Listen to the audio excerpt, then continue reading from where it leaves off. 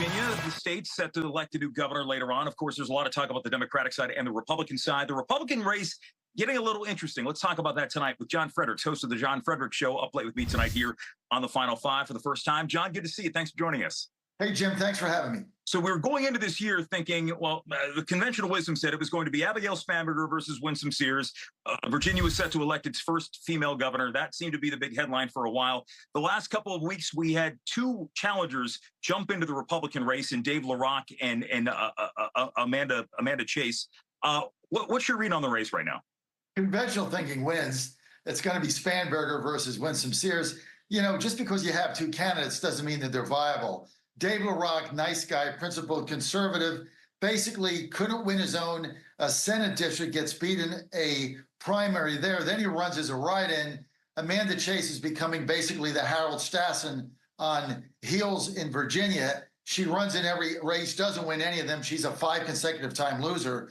So she's not a viable candidate. She can't raise money.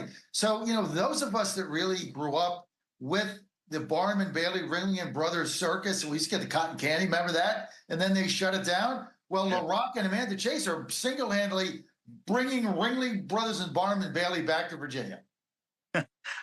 When we look at the last couple of years, I mean, Glenn Youngkin, I think when he was elected, it always seems to be a barometer of how Americans or Virginians feel like what's going on in national politics. And there were a lot of local issues that drew voters out, especially in Northern Virginia with what was going on in the schools.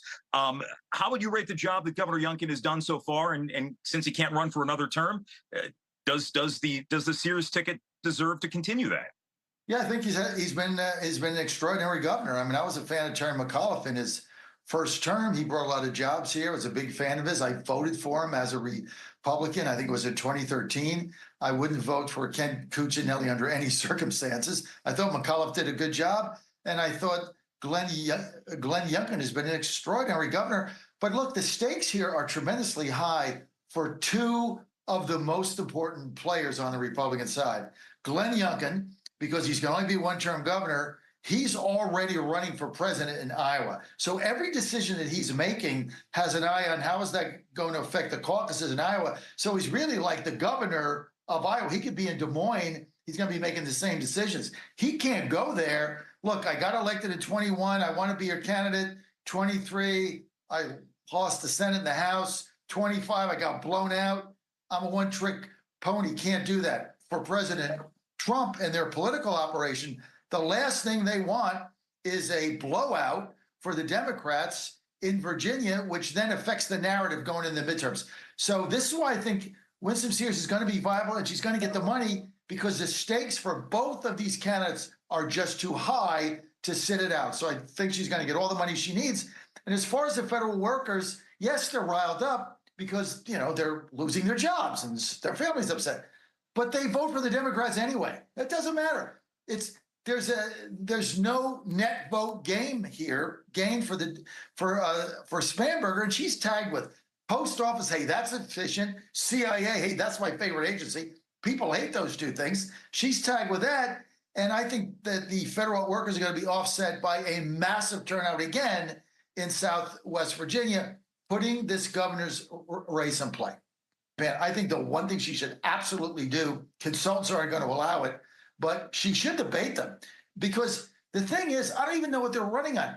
I get the whole Trump thing. Look, I blasted her every day for 18 months because of what she said about President Trump at his lowest time.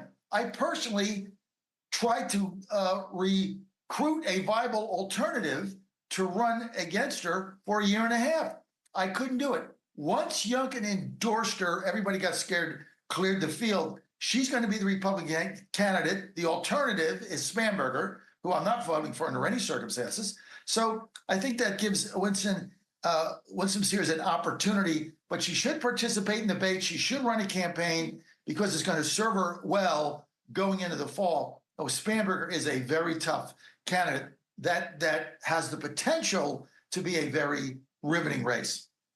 John, I want to keep bringing you on and talking about this race because you got your finger on the pulse of it all. John Fredericks from the John Fredericks Show. Thanks for joining us, man. Appreciate it. Thank you, Jim, for having me. And your Final Five is back after this.